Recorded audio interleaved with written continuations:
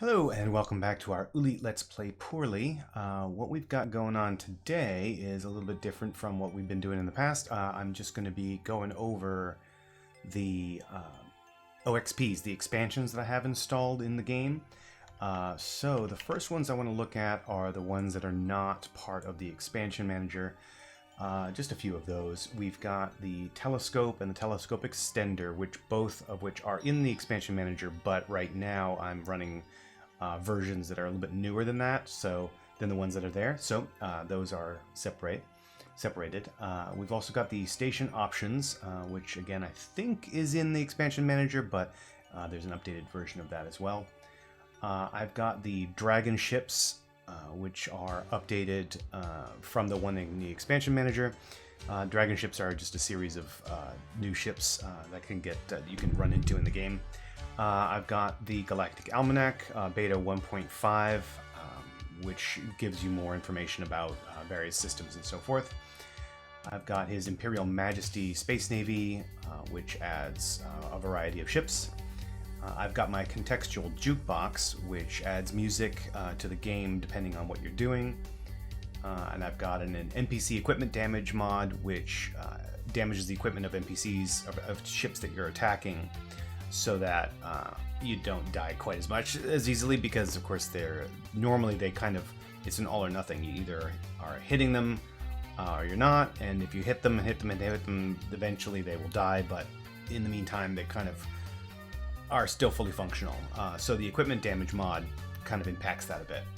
And then the last non-expansion manager mod that I have is the furball mod, which just adds furballs, basically space battles between NPCs that you can get involved in but don't have to, and they just kind of make space a little bit more dynamic. But for now, we can take a look at the expansion pack manager here. Let's update that list. I haven't done that in a little bit. Waiting for that.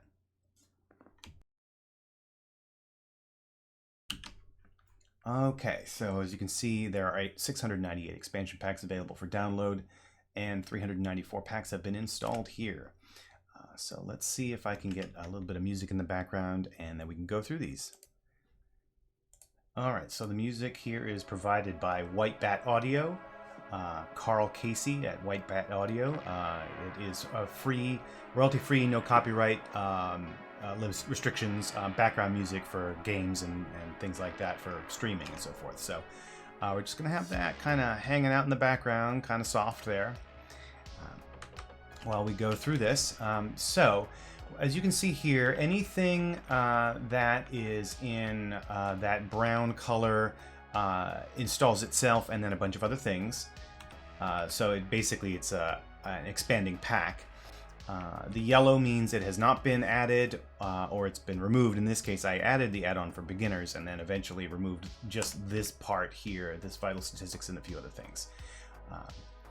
Didn't need that, didn't have any use for it. I think it, in this case, what does it include? Or no, this one, yeah, oh yeah, that's right. So this particular one, if you install it, then you can delete that particular mod because it doesn't itself do anything. The ones in white are ones that are installed. So here we go. The Bank of the Black Monks invites you to undertake a short-term financial pilgrimage for the Black Monks of St. Herod. It's basically, it adds ships, or it adds stations, I think, monasteries. It also adds missions and so forth. Cargo contract mods gives you additional choices to cargo contracts. The escort deck is an option to hold an external deck attached to your ship. You can salvage unused derelict ships for cash. I've attempted to use not the escort deck, but the what's it called? The tow bar, which is another mod to drag things around, but haven't been super successful in this run, or haven't even tried in this run, but I wasn't super successful in the previous series. The Explorers Club keeps a record of all the systems you visit and gives you an explorer rank. Fuel stations, so we use these a lot, right? You basically just fly up into the fuel station and get loaded up with fuel, and you're on your way. It's faster than fuel scooping, and a little bit more realistic in my experience, in my opinion, about how how fuel works in the game, inside the universe. Next up, we have in-system cargo delivery, adds delivery missions. In-system taxi does the same thing. Interstellar help basically gives you a beacon that it's like a thumb. I think it adds the thumb that you can buy, which makes it so that if you get stranded somewhere, you can get somebody to help you. Life in the Frontier and the Life in the Frontier Revival are mods that let you walk around in the station, which I think we've done in this series. Just kind of interesting little flavor stuff. Mining contracts, you can get asteroid excavation mining contracts. Stashes. This gives you things like treasure caches, honeypots, abandoned stashes just sort of floating around in space that you can grab. The tow bar that I mentioned, which lets you drag other ships around, so you can recover derelicts and things like that. I've got the Aliens mod, which adds mysterious and unknown alien ships to the universe.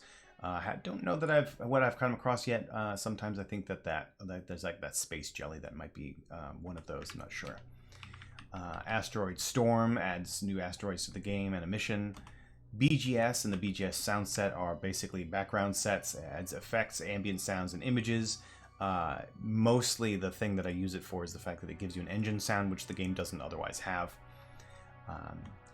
And then battle damage puts battle damage on your hull when the shields are down, so you have to go and repair it.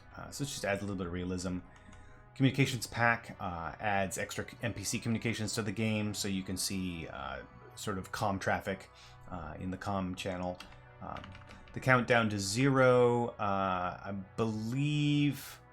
Okay, so this basically adjusts the background sound. 5, 4, 3, 2, 1. That jump drive engage sound. It just sort of retracts it to the correct numbers, I think. Death comms adds flavor to the game. When people die, they might say one last thing. Delightful docking aligns your ship with the station while queuing, so you can watch the activity around the station. That's an option that you can use, which as you've seen, I never do. Diplomacy gives you treasury, citizenships, and taxes, so you could see the citizenship options, or I think that's also the embassies as well.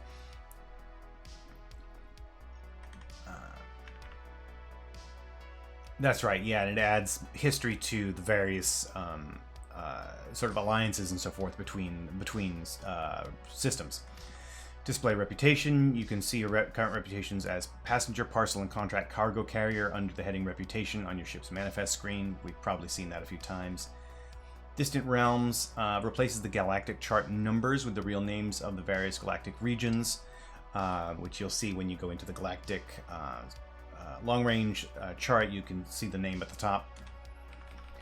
Dockside services basically improves the ship and station interfaces screen a little bit. Engine sound is a change a little bit to, I think, the background sound. It says here the tone of the engine sound follows the speed of your ship. I have a feeling that one doesn't actually run. I think it might get overridden by something, because I haven't ever really noticed that, unless it's just the acceleration deceleration sound. FPO Lave and FPO Zeance just adds custom textures, really high-end textures, and they are part of Famous Planets. And Famous Planets adds new descriptions for many of the planets in Galaxies 1 and 2. Freighter convoys, so this makes it so that freighters can fly in large groups, even in the less harmful government areas. So it's a small variant of the Convoys OXP to fit into the ambiance category. You can also install convoys in the mechanics category if you want. These two complement each other, apparently. Yeah. GNN adds the GNN News Service. Galcop Galactic Registry shows system information for the current galactic sector. Galaxy names, it replaces the galaxy chart numbers with the real names of the various galactic regions. I think that's the same one as Distant Realms, was it? Either they're paired together or one is overriding the other. I'm not 100% sure. Doesn't matter too much. They don't seem to interfere with each other. HD backgrounds basically gives you the high def backgrounds, station specific high resolution background images on arrival reports. So that's really nice, that the visuals that you see when you go to stations. Prepared mission screens can use these images also. System screens are unchanged, which are handled by other mods that we have installed here. So that's the image pack for that. And then habitable main planets. It redefines main planets' radii and visual appearance to values more suitable for advanced ecosystem and colonization. The home system OXP adds flavor text. If you designate a place as your home system, you'll get some additional benefits. We've never really done that, but maybe someday we will. Asteroids mod adds asteroids. Basically, they're just water instead of regular asteroids. The missile beep, whenever a missile is targeted at you, it makes a beep. This OXP here, the Moon's OXP, simulates pseudo-dynamic moon configurations. And then there's the Moon texture pack. So basically, it adds moons to the game in a way that makes them look more realistic. The Pirate Cove mod adds pirate bases to systems, and they're situated in rock hermits. Planetary systems basically simulates, as it says, pseudo-dynamic solar systems with terrestrial planets and gas giants, which is why we've noticed that there's a lot of planets floating around out there. When we enter a system, the Space Compass tracks all of those. Previously in the vanilla game, you just really have your star and your planet, and you're done. And then the Planetary Systems texture pack. This just does a lot of good visuals for the various planet types.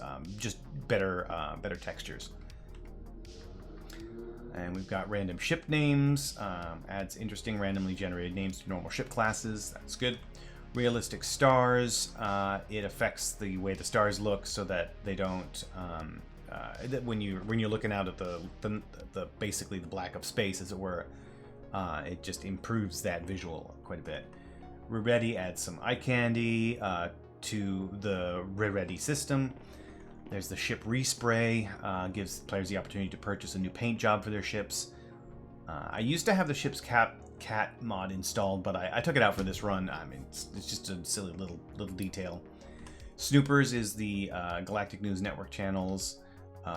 Basically, it adds that bit of flavor. Solar flares adds visible solar flares. Star jelly. Okay, so these are not the aliens. So the star jellies are the ones that we can sometimes see, especially around in the asteroid fields. I think we've seen one of those in this series. Sun gear. Basically, it says simulates more realistic sun population based on real astronomical data. Vast solar systems with main planets in habitable zones and with simulated solar wind. And it required the habitable main planets OXP. So it basically just improves the fidelity of the systems to be a little bit more realistic. Then there's the rings and the sunspots system feature mods, which do exactly that. Add rings and add sunspots. Tianvei adds flavor text to the Tianvei star system. The Tianisla orbital graveyard adds these three here. Add the orbital graveyard that's part of the Elite lore. Into Tianisla. I think we may have investigated that on this series or the previous one. Or the first one, I should say. And then there's trails. NPC ships leave condensation trails. This is basically going to make them look a bit more like the Elite Dangerous ships when they have the basically contrails behind them. And then you've got wanted posters, an add-on station adds market observer, and yet another something. I can't remember what that one's called. It adds wanted posters to the ads that you can see. And then there's the Xenon UI, which gives us the better. Actually, you can see it right here. All of these things along the side, the improved sort of backgrounds of all these screens come from Xenon UI. And then there you have to just add a resource pack using a specific font. And then there's a bunch of those. Oh, your ad here is what it was. So I added the your ad here, which adds advertising billboards and con stores to various systems. And then you get a whole bunch of different ads that you can add in. There's the Zygo Cinematic Sky and Nebulas. It says a spectacular cinematic look to stars and nebulae. I'm not sure how that interacts with the realistic stars, but I've never worried about it. I'm sure probably one of them overrides the other. It doesn't matter. They're both in there anyway. This adds new asteroid models, asteroid resources. You need that for that. And then a new explosion mod. And then we got some dockables here. Different types of ships that can and stations that can be docked. A Behemoth, Moonshine Distillery, Deep Space Dredger, free trade zones. It adds free trade zones to multi-government systems. The Hoopy Casino, which we've been to, Imperial Astrofactory, Lave Academy. This one adds markets to dockable liners. We've got new orbital stations, simulating stations moving on circular orbits. The Planetfall Market Saver, it saves market information in Planetfall stations. So that's important for this one here. This one allows landing on planets and moons in the system at various locations. I haven't done that yet. I don't know how to do that. I don't know how that works. And this just enables the markets in Planetfall. The SURF is the System Independent Repair Facilities, which we've been to a couple times, I think. Then there's the Super Hub. This huge station is the most productive systems. It's far more than a spaceport. It's a modern hospital, office space, or even an industrial park. Then there's the Tionisla Chronicle Array. This adds tourist stations.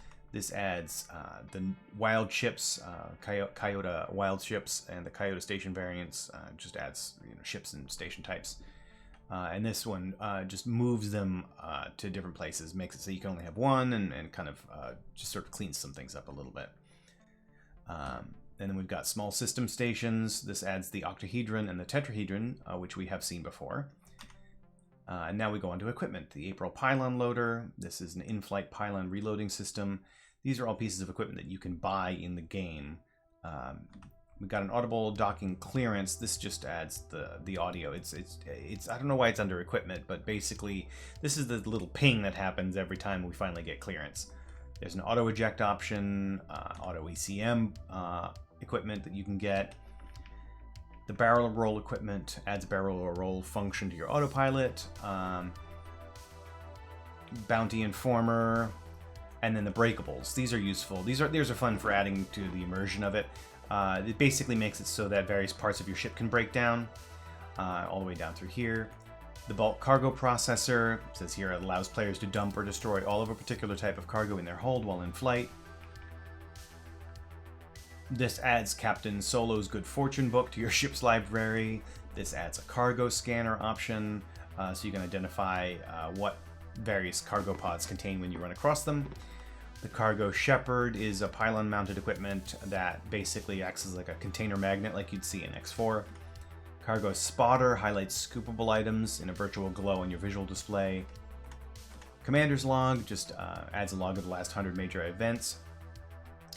Then we've got the Deep Horizon Advanced Navigation, and this is a primeval piece of equipment that improves interstellar navigation in the form of fuel savings.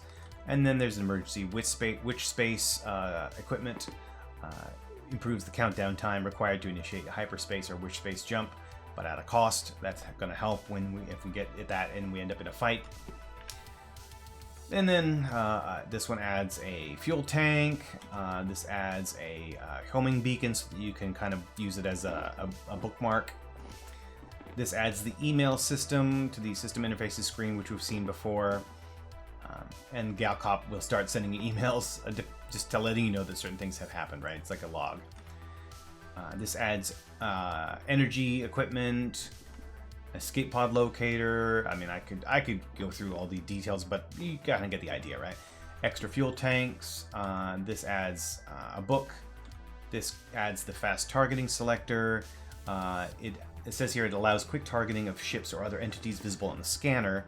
And it also highlights the current target on the scanner. I haven't used this. I don't have this equipment on this series, I don't think.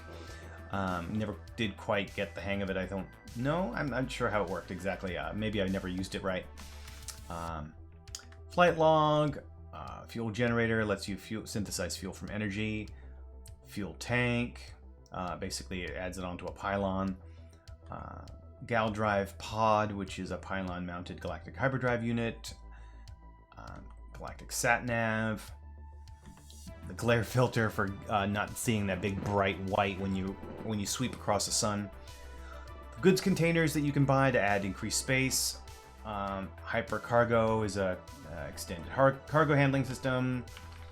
And then we got some new type of missile, ILS instrument landing system, internal fuel tank. Ironhide is new types of armor, which is added, and I think it also gives them to NPCs, which can make them a little bit nastier because they have more armor. This lets you move the laser mounts around. This is a laser booster, which lets you overcharge them at a laser cooler. Laser mount switching system, which lets you put multiple lasers on a single mount so that you can toggle between them in flight. The manifest scanner lets you scan a ship's cargo manifest. The market inquirer adds an MFD that shows the markets at the main station. The market observer shows you trading information in the marketing screen. This is very useful. This is the main thing that I like about the trade is really hard to do in the vanilla game without using a pen and paper. This makes it a lot easier. Basically, it shows you the price average differential, percentage differential, and the purchase log. It also gives a trader's rating based on your buys and sells. That's not really what I use it for, but it's really useful. The military fuel injectors, a mining IFF scanner upgrade, shows asteroids, boulders, and splinters in alternate colors. A misjump analyzer. I think this makes it possible to create a misjump or track a misjump. I'm not really sure. It's in there. Recognizes missile types. Missile combat reimagined. So this makes standard missiles more useful by rebalancing their relationship with ECM. You can press I for more info. So ECM is commonly equipped by NPCs, which makes the missile really hard to use, as we've seen. This makes ECM rarer. Missiles become more useful. It says ECM is less commonly available and more fragile, and hardened missiles are made less available and more expensive, but there are two new missile types, defense and torpedo. Naval grid next. So this enhanced energy grid to link the energy units to the shields, enhancing recharge rates. So that's a piece of equipment you can buy. Neo dock lights. This adds a row of lights to the system main station to aid approach and docking. So this is what we've seen. Goes red or green. We see that every time, and it kind of it gets in the way sometimes when we're trying to dock.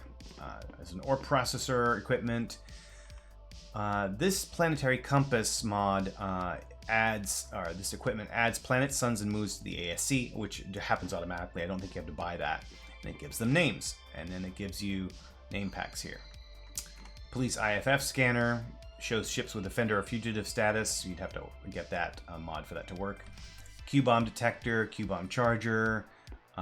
This is again more aquarium stuff, right? This detects the launch of aquarium cascade mine, which I think I've been killed by at least once. And then this gives you a boost. Cost of some fuel and energy. Another auxiliary energy generator. This remove individual pylon lets you remove pylon mounted stuff at a station like one at a time. Repair bots. Retro rockets gives you a backward boost out of trouble. The safety catch makes it so that you can't accidentally fire off Q-bombs and other mines when you're using your missiles. So it says here, in addition, when a fast activation key is set to this equipment, then surely launch a missile and not a Q-bomb. Nice. Scanner alerting enhancement. I guess it says that preemptive identification and alerting of new ships on the scanner. Don't know that you have that. I've never had that, so I don't know what that does exactly. This lets you resell the most recent equipment and some more in stations with the same tech level necessary to buy the equipment. And the resale value is 60%, roughly. Okay, shield cycler distributes energy, shield energy between the fore and the aft shields. Shield equalizer, similar kind of thing. The adds capacitors. They're charging when the shield is full and recharge shields automatically if needed. There's a ship's library, gives you books. Sniper lock allows for more accurate targeting by enabling longer dwell times on targets. This is for sniper weapons, I think, and that's a fixer for that. And then this adds a plus additional features, keeps you on target at ranges longer than 5 kilometers with off-center a weapon compensation. I think I'd have to buy that as well. It's not automatic. Star System Lane Indicator. I've tried the SMFD before. It's actually kind of goofy, and I don't think I like it very much, but it's on there no matter what. Synchronized Taurus. This enables Taurus drive synchronization with NPC ships escorted by the player. So basically everybody gets to go at the same time, I think. Target Auto Lock Plus. This automatically locks onto attacking ships if you have no prior target selected when you have the standard scanner targeting enhancement equipment. Target System Plugins adds new features, right? Equipment items that add short-range snapshot, target memory interface, and target banking module. Don't really know what any of those do. That's okay. Technical reference library is an upgrade to the scanner targeting enhancement. Shows target ship specs. And I do have the telescope installed, but not this version, so I don't have it installed from here. Like I mentioned, it's one of the add-ons that I don't have from the expansion manager. The tracker is an advanced space compass add-on, which allows the system-wide tracking of up to 5 entities. Never used that either, I don't think. The trail detector, you can see engine trails of other ships up to a bit over the scanner range, so you have the trails OXP, and this kind of gives you a little bit more visible trails. Undocumented launch, I think this lets you do launches without getting tagged by for having bad cargo, having illegal cargo, something like that. Figured it would be worthwhile to put in here, no matter what. This lets you set up to 8 waypoints to mark your current location. This restricts the sale of more dangerous weapons to the more lawless systems. The welcome mat is information equipment to give system summary information on arrival. The broadcast comms, this adds the ability to respond to ships and stations and so forth. We actually see.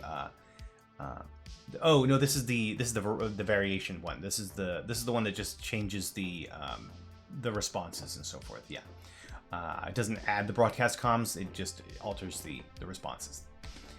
And then a bunch of HUDs that we don't use here. Okay, so this HUD selector lets you change your HUD during flight. Never really needed because I just always use the Vimana HUD. Here we go. This adds the broadcast comms MFD, which we've used to talk to people and to do certain kinds of missions. A combat MFD, the comms log, which keeps the comms log sort of up on screen all the time. A damage report one, a manifest, a navigation MFD, gives you data about the hyperdrive system and space compass. And this says restore MFD configuration after game loading, but it doesn't work, at least not at the moment. It's supposed to, but it does not, because I'm definitely not getting those restored. Let's see. Okay, and then the big one for me is the Vimana HUD. I could never play this game without it because the default HUD or any of the other HUDs just don't look right to me. The Vimana HUD is that bottom section of the screen that just looks cool, right? It looks like a digital display of some sort. I really like it. Auto refueling. This way I don't have to keep refueling at every station and forget, as I often would. This does some improvement to small ships burning less fuel when they use injectors. I don't think I'm in a small ship. I think the Cobra Mark III is a big ship, so it doesn't really affect me. And now we're into, the mechanics. So we got the big ships. This adds more big ships to systems. This is a bounty system. It seeks to add depth and meaning to the bounty system by making crimes persistent. So basically, bounties don't fade away as much. Displayed the current course on contract detail pages, enabling the player to see if the proposed course to the target destination is close to their currently plotted course. You need the advanced navigational array, which I don't have yet in this series, but it is really useful when you're trying to figure out if it's worthwhile taking a mission. Spoiler alert: it almost never is, based on the way I play. Escape pod tweaks and escort formations. This just does some. Handle some things behind the scenes, really. Here Be Dragons is an addition to the Explorers Club, which we have, which gives you permanent access to F7 system, which is that F7 key, system information only for already visited systems, and temporary access for systems within 7 light years. That's useful. The Hyperspace Hangar, which I have not used yet, it allows storage of ships in the Hyperspace Hangar service. I've only ever had the one ship, so I don't know. Illegal goods tweak introduces interaction with Galcop Customs when docking at a main station with contraband. May come up with us at some point if we start to buy and sell contraband, which we haven't done yet. There's an in-system trader. It creates a living market to systems with rewards and risks for in-system trading. Jaguar Company is an elite group of pilots patrolling anarchy, feudal, and multi-government systems. Market cooldown. So basically this makes it so that you can't just cheese a quick trade route. Just makes it... well, it says here, this encourages you to move a bit rather than zipping between two systems. So basically it just treats it as if the station's being overloaded with product. The Modern Start mod gives you a bunch of added starts that give you things like fuel injectors, fuel scoop, scanner targeting enhancement, and so on. This gives you more escape pods that show up, adds a chance that some default ships will be equipped with an escape pod that wouldn't be otherwise. I'm assuming that that's for NPCs. End shields. This gives shield options to NPCs. And it says here it's intended as an improved alternative to the custom shields and NPC shields OXPs, which I think is probably correct because someone suggested that I try this instead of the other one because the other one kept getting me killed because they had too many shields. Gives NPCs energy units as well. The equipment damage one, like I mentioned, I have a manually installed version of this, which is a little bit newer. Randomly damages NPC equipment, imitating what Oolite does for player ship internal damage as far as possible. New cargoes, and this is the specialist trade goods, which we can get to, which we haven't done yet because I think it tends to be a little bit less useful. I'll have to investigate that a little bit more. This gives you new cargo pods and pod features. And then Rock Hermit beacons adds limited range beacons to the majority of the Rock Hermits, making them visible in the ASC. And that's why we every once in a while get that message, hey, you've detected a Rock Hermit. This is Strange World Economy, which improves the way the economy is handled. The vanilla game's economy is just very, very bare bones in terms of how it's simulated. This improves that significantly. It rebalances based on the type of system you're in a bit more of a intentional way. It also adds fresh water, oxygen, and medicine. Skilled NPCs, it says here it enables higher quality flight AI for routine NPCs. It can be configured with the OXP config or library for even more challenge, which I haven't done because I don't want even more challenge. Spicy Hermits. This makes them a little bit more spicy, I guess. And it adds abandoned hermits. More start choices, and then more start choices. Taurus to Sun drive basically makes it so that you go faster as you approach the sun, so that you don't have to worry about spending all that time in interplanetary space. Traffic control basically welcomes you to approaching the planet, guides you into the correct docking maneuvers, and so on. I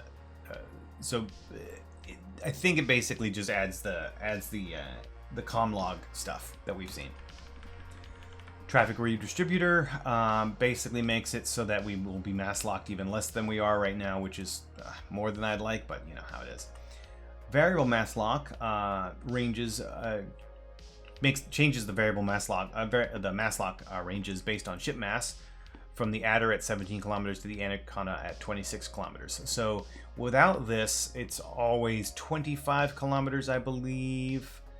I think that's right, and so that no matter what, even if you're kind of flying next to a tiny ship, you will get pulled out of Taurus if you're within 25. But with the tinier ships now on this one, it's at a closer range. The no market notification displays a more meaningful message instead of an unusable market screen on stations with no commodities market. Great. Bulletin board system. This is a common library that's used by other OXPs. This basically makes it so that there's a sound when I switch views, forward, aft, starboard, port. Just lets you know that you've done it, really. This compresses the F7 layout, so that F7 screen, which is the system information screen, just makes it a little bit tighter. Contracted goods reminder. If you're doing a cargo contract and mistakenly sell the goods on the market screen, this will immediately pop up a reminder that you needed that cargo to deliver elsewhere. The equipment sell item color, so as we've seen in the equipment lists when you're at the station equipment section, the ones that show up in red, it's basically saying you can sell or remove, otherwise they just kind of blend in with everything else and you can't tell. And then there's some decals for certain ships by this guy named Griff for those textures. This is just a library for various add-ons. This also writes additional messages to the log, which is useful for debugging. This one is more of an OXP support, but it also adds query and crystal, cargoes, escape pods, and effects. OXP config is used for configuring in very rudimentary ways various other OXPs. The planner lets you basically create notes in the game, so you don't need a pen and paper. Ship comparison, it does a comparison so that you can see various other ships and see whether or not it's worth buying. The ship storage helper helps. It's a library OXP for other mods. The shipset compatibility mod, it says here it makes older replacement shipsets compatible with Oolite 1.79 or later. We're in 1.9, so it seemed like a good idea to have that. System data config allows OXP configuration of the layout of the system screen, so that's another one of those library mods. And then there's a whole bunch of mission mods, which I won't go into detail about. Basically just adds new kinds of missions to the game that we can collect. I've gotten almost all of them. It's a whole bunch. There's a whole bunch. And then we get to the retextures. I've not added a whole lot of these because a lot of them are older than the version that has built-in textures, so they aren't really needed. This adds alloys and wreckage, or I guess it adds textures to those things, to alloys and wreckage. A lot of the Griff mods, a lot of these retextures were really useful back before the game had them built in. This station belt bundle says here it's a large texture reskins for the Coriolis, Dodo, icosahedral, dodecahedral, icosahedral, and Rock Hermit stations. So I have that installed. I think they just are a very, very slightly improved look, but it could also be that they make them worse. I don't know for sure. They look about the same as the vanilla, so I don't know if there's a significant difference. And then we've got here variety pack of retextures, adding variants of various ships, and then G. Sagostino's texture packs, just new paint jobs. And then we get to the ships, just adding a whole bunch of new ships to the game. A whole lot of those. We got carriers, gunships. I used to have the Silent Raider in the first series, but I took that out just because, you know, why? I mean, it actually looks really good. It kind of fits too, but then you don't like seeing Silent Raider out there all the time. I got the dragon ships installed from another, you know, the updated mod. A bunch of other ones here. Oh, this one's installed. When it's in blue, it means that you can actually get an update. So I'm going to do that. I'm going to get the update to that one. Haven't checked that in a while. Excellent. And we'll update this one as well. I think there might have been another one I forgot to update as well, but so that's fine. A whole bunch of other ships, more ships, more ships, more ships, more ships, more ships. I know we're getting long here in the episode, but I just want to finish this up. This is the system section here, so it updates information, updates the way that anarchies are populated, adds hacker outposts, salvage gangs, etc. Same thing for communists, dictators, feudal states. Then this one adds rescue stations, the RRS group. We've seen the RRS stations before. And then weapons, adding a whole bunch of different new weapons. And, you know, just so many weapons. Ooh, I can update the Nexus missile as well. There we go.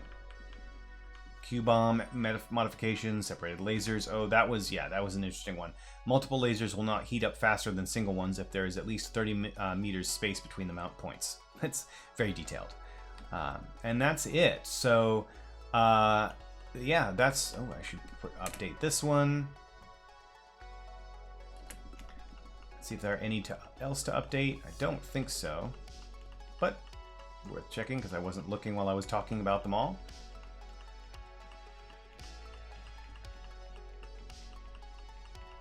I think we're good. Yeah, so someone asked in a comment from a previous episode if I could, you know, which mods I had installed. So now I have gone and explained to you what mods I have installed. So I hope you enjoyed that, but obviously there's no gameplay in this one. So you know, well, you've gotten this far. Me telling you to skip it if you don't want to watch it, it's kind of pointless at this point. But hey, you know, anyway, skip it if you don't want to watch it, right? Anyway, thanks for watching, and see you next time.